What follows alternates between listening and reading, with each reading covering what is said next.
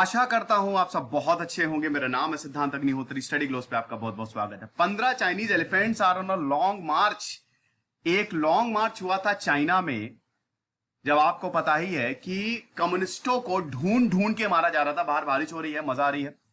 ढूंढ ढूंढ के मारा जा रहा था। तो 1930s में माओ जेडोंग अपने सारे कम्युनिस्ट साथियों को लेके निकल गए पहाड़ी में, नॉर्दर्न पहाड़ियों में बचने के लिए, ताकि चियांग काई शेक उनको मार ना सके। और अब ये लॉन्ग मार्च हो रहा है हाथियों का। ये बस चलते ही चले जा रहे हैं। क्यों, किसी को नहीं पता। शानदार टॉपिक है दोस्तों। और ये देख सकते हैं मेरी पीपीटी थोड़ी अट्रैक्टिव, क्या काफी अट्रैक्टिव हो गई है। तो हम बात करेंगे दोस्तों, बड़ा खतरनाक नाम है तो मैं इसको बना नेशनल रिजर्व ही बोलूंगा। चलो, चैनल को सबसे पहले यार सब्सक्राइब कर दो फटाफट से। अभी इसी वक्त सब्सक्राइब करना है। ग्रोथ रुकवा दी यार तुम सबने, अब ऐसा ना करो। और इंस्टा पे मुझे फॉलो करो, टेलीग्राम पे आओ। अच्छा बेटा, कोर्सेस जो है आपको पता ही है ना, हमने कोर्सेज लॉन्च कर दिए हैं। बैंकिंग के कोर्सेज शानदार हैं। डिस्क्रिप्शन कमेंट बॉक्स में लिंक दिया है, अभी इसी वक्त जाओ और वो लिंक पे क्लिक करो, कोर्सेज अवेल करो, बहुत मजा आएगी। तो 15 चाइनीज एलिफेंट्स हैं, they are actually on a long march. पता नहीं क्यों। अब ये खाने की तलाश में है या गुम गए हैं, बस ये है कि चलते चले जा रहे हैं। बहुत सारे न्यूज़पेपर्स ने इसको कवर किया है। 15 एशियन एलिफेंट्स। आपको पता है एलिफेंट्स जो हैं उसको भी हम दो में डिवाइड करते हैं, एक तो अफ्रीकन एलिफेंट्स और एशियन एलिफेंट्स। एशियन एलिफेंट जो है वो थाईलैंड, सुमात्रा और भारत में फैले हुए हैं। भारत में सबसे ज्यादा एलिफेंट्स हैं, ठीक है ना, इंडिया में। और इधर अफ्रीकन में तो लाखों लाखों एलिफेंट्स हैं। कई बार मैं इस पे लेक्चर्स ले चुका हूं। तो ये 15 एशियन एलिफेंट्स हैं जो चाइना की तरफ बढ़ते जा रहे हैं। 1 साल हो गया है। 300 मील इन्होंने कवर कर लिया है, गांव से होते हुए। फॉरेस्ट बहुत प्यारे होते हैं। और हाथी जो होते हैं ना, उनकी मेमोरी इतनी ज्यादा स्ट्रांग होती है और इतने सेंसिटिव जानवर होते हैं कि क्या बताएं। हाथी जो है वो वरदान है, और हमारे तो हाथी पूजनीय है ना, भगवान गणेश।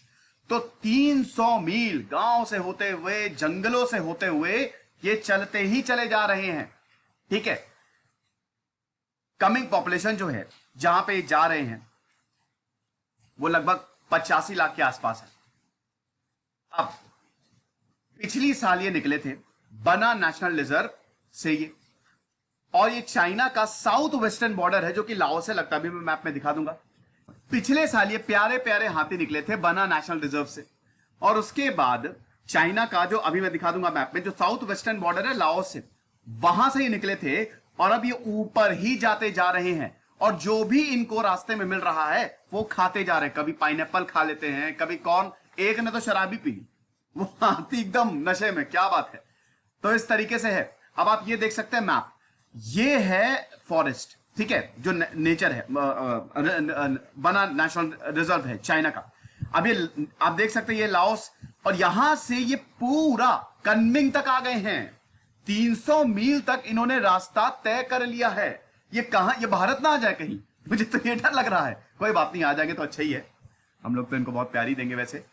चाइना में क्या पता इनको बंदी कर दिया जाए, शी जिनपिंग का कोई भरोसा नहीं है। अच्छा, अब बना नेशनल नेचर रिजर्व के बारे में जान लेते हैं।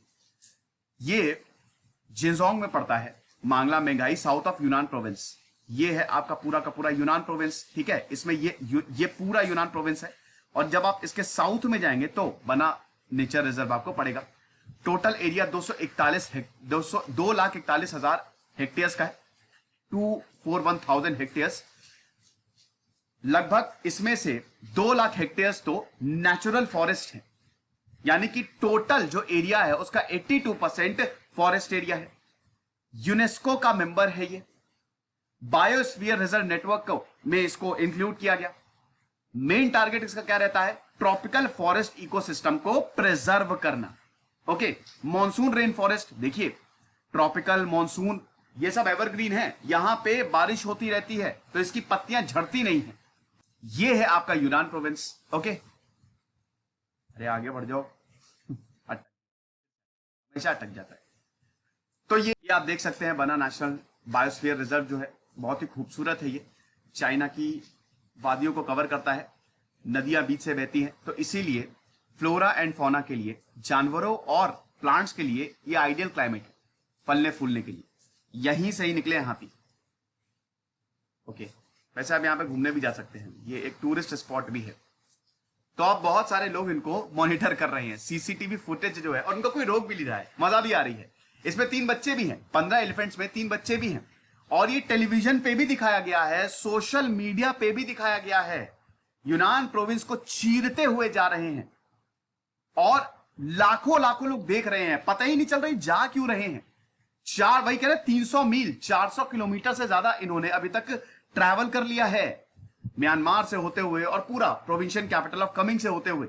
यूनान की प्रोविंशियल कैपिटल है कमिंग, बस बढ़ते ही जा रहे हैं। फिर ये कहते हैं कि इन्होंने लगभग 700 पुलिस और इमरजेंसी वर्कर्स को तैनात कर दिया है। ये देखो, ये गलियों से होते हुए गुजर रहे हैं और इतने सारे वर्कर्स ऑलरेडी तैनात हैं। क्यों तैनात है? इनको कोई दिक्कत नहीं होनी चाहिए। ये मुझे जान के बहुत अच्छा लगा। जहां पे भी इनको खाने की जरूरत हो, और देखिए जो हाथी होता है ना वो ह्यूमन फ्रेंडली होता है, ठीक है। हाथी जो है, हालांकि हाथियों की हालत बहुत बुरी है इस समय, लेकिन हाथी ह्यूमन फ्रेंडली होता है, वो इंसानों से बहुत जल्दी लगाव कर लेगा। तो यहां कॉर्न हो गया, पाइनएप्पल्स हो गया, बाकी जो भी खाने की चीजें हैं, इनको कोई दिक्कत ना हो, इनको मिलता रहे। जितने भी लोग हैं, ठीक है, वो सब इनको खाना दे रहे हैं और इसीलिए ये सफर इनका और आसान हो गया है। अब एनिमल एक्सपर्ट्स का यही बोलना है कि इस हर्ड ने दे हैव गैदर्ड पेस, क्योंकि ह्यूमन पॉपुलेशन इंक्रीज हो गई है। तभी हाथियों ने ऐसे मीटिंग की होगी और बोला होगा कि भाई देखो, अब हमारा भी एरिया लगातार छिनता जा रहा है, तो अब हमको नए एरिया की जरूरत है। जैसे पहले इंसान हजारों साल पहले माइग्रेट नहीं किया था, ठीक है, 5000 साल पहले, 10,000 साल पहले इधर से उधर माइग्रेट किया, तभी तो सेटलमेंट्स बने। वैसे ही हाथियों ने भी सोचा होगा कि चलो भैया माइग्रेट करने का समय आ गया है। वैसे भी हाथी जो है वो एक जगह से दूसरी जगह जाते हैं। एलिफेंट कॉरिडोर बनाने की बात चलती है भारत में, है ना, है ही एलिफेंट कॉरिडोर, कि हाथियों के लिए बिल्कुल अलग सा रास्ता दे दो। ऐसा इसलिए है क्योंकि कई बार जैसे भारत में जो वेस्टर्न घाट्स है, ईस्टर्न घाट्स है, पूरा जंगल कवर करता है, और भी जो रेलवे रूट्स है वो जंगलों के बीचों बीच है।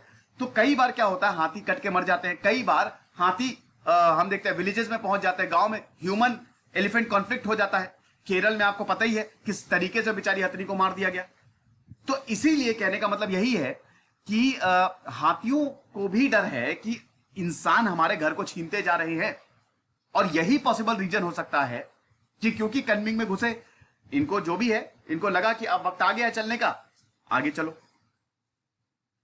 बहुत कोशिश की गई कि इनको वापस भेजा जा सके, कुछ भी नहीं हो पाया। और अभी भी साइंटिस्ट जो है वो यही देख रहे हैं कि कोई ऐसी जगह मिल जाए जहां पे इनको हम शिफ्ट कर सके। तो अभी पूरी तरीके से क्लियर नहीं है कि आखिरकार हाथियों ने अपना घर छोड़ा क्यों, लेकिन जो कंजर्वेशन एफर्ट्स है वो लगातार कंटिन्यू हो रहे हैं। देखिए, मैंने आपको बताया ना कि अगर बात करते हैं हाथियों की, चलिए मैं आपको थोड़ा सा हाथियों के बारे में बता ही देता हूं, ठीक है, क्योंकि हम हाथियों की बात कर रहे हैं, तो हाथियों के बारे में बताएंगे तो आपको एक अच्छा आइडिया भी मिलेगा। एलिफेंट्स जो है ना, हाथी जो है, वो अगर पूरी दुनिया की बात करें तो ये, वैसे वर्ल्ड एलिफेंट डे 12 अगस्त को मनाया जाता है, ये 2 में है, एक एशियन और एक अफ्रीकन एलिफेंट्स। एशियन एलिफेंट्स में 3 सब स्पीशीज मिलती हैं। सबसे पहले इंडियन, सुमात्रन और श्रीलंकन। मतलब हाथी एशिया में सबसे ज्यादा भारत में पाए जाते हैं, फिर सुमात्रन, इंडोनेशिया, और उसके बाद श्रीलंका।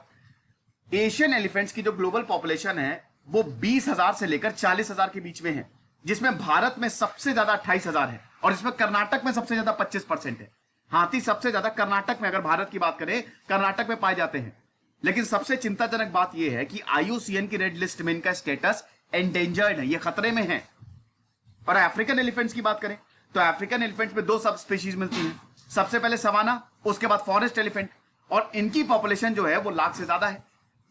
अब कंसर्न्स क्या है कि सबसे पहली बात तो हाथियों के दांत के लिए इनको मारा जाता है, इनका हैबिटेट लॉस हो रहा है, ह्यूमन एलिफेंट कॉन्फ्लिक्ट हो जाते हैं कई बार। अब जैसे भारत में तो हाथियों की सवारी होती है, इनको बहुत खराब ट्रीटमेंट मिलता है, किस तरीके से इनको रखा जाता है वो आपको पता ही है। और ये बड़े इंटेलिजेंट क्रीचर्स होते हैं, दे आर हाईली इंटेलिजेंट, एक बार याद कर लिया तो भूलते ही नहीं है। तो डिफॉरेस्टेशन की वजह से इनका हैबिटेट, ये सब रीजंस की वजह से इनका हैबिटेट, इनका घर जा रहा है। और एलिफेंट्स को अपने खानों के बारे में पता है, खानों के बारे में पता है, रास्तों के बारे में पता है, ठीक है, और ये उन जगहों पे जा रहे हैं जहां पे कोई नहीं था। तो इट इज वेरी अनसरप्राइजिंग, कोई सरप्राइजिंग वाली बात नहीं है कि ये मैंने बताया ना कि एलिफेंट्स जो है वो एक जगह से दूसरी जगह जाते रहते हैं। यार भारत में भी कुछ ऐसा हो जाए मजा आ जाए, है ना, लेकिन वही है। अब आप देख सकते हैं ये मॉडर्न एलिफेंट जो है वो कैसे इवॉल्व हुए, वो आपने आइस एज देखी होगी, ठीक है। तो सबसे पहले तो ईओसीन एज आई, जहां पे आपको एलिफेंट दिखेंगे ही नहीं। मायोसीन में आपको एलिफेंट 23 से 5.3 मिलियन ईयर्स एगो में तब आपको ये बड़े बड़े हाथी दिखने। फिर मैमथ है, लगभग 26 लाख साल पहले मैमथ का उदय हुआ।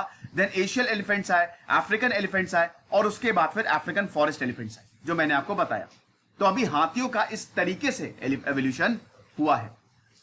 और अब आप देख ही सकते हैं, मैं आपको बता ही चुका हूं कि ये अफ्रीकन एलिफेंट्स होते हैं, एशियन एलिफेंट्स होते हैं। एशियन एलिफेंट्स में भी आप देख रहे हैं इंडियन एलिफेंट होते हैं। डिफरेंस होता है दोस्तों, श्रीलंकन एलिफेंट होते हैं, सुमात्रन एलिफेंट होते हैं।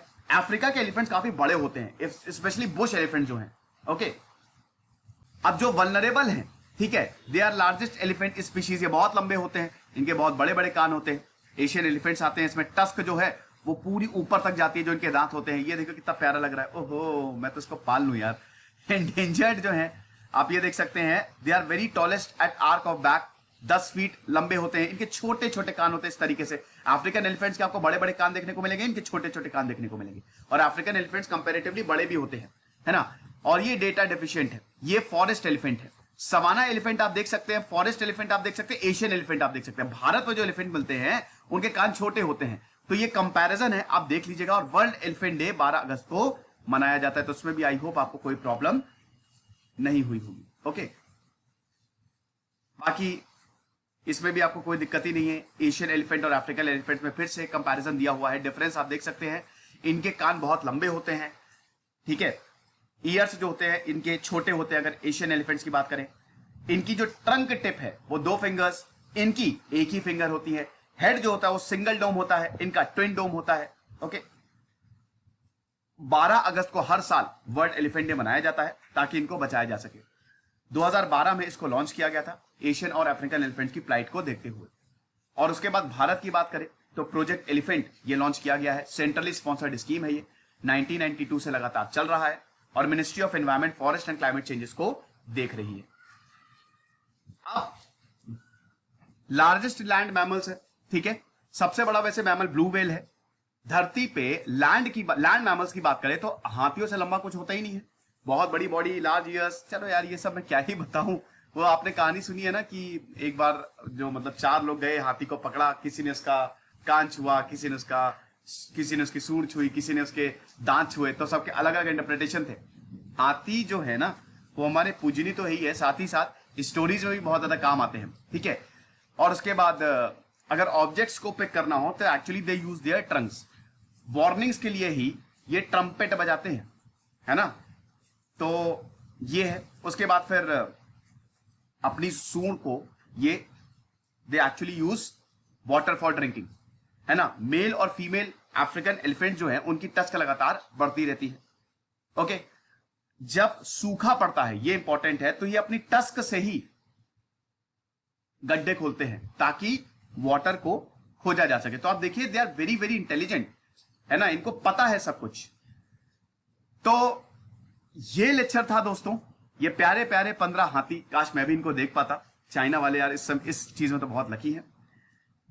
कैसा लगा आपको मुझे बताइएगा जरूर, कमेंट बॉक्स में मुझे जरूर बताइएगा। और आप चाहते हैं हम ऐसे लेक्चर बनाएं, इस तरीके की पीपीटीज इंटरैक्टिव, डेफिनेटली आप चाहेंगे तो मैं जरूर लेके आऊंगा। डिजिटल बोर्ड पे मैं आ रहा हूं जून लास्ट से।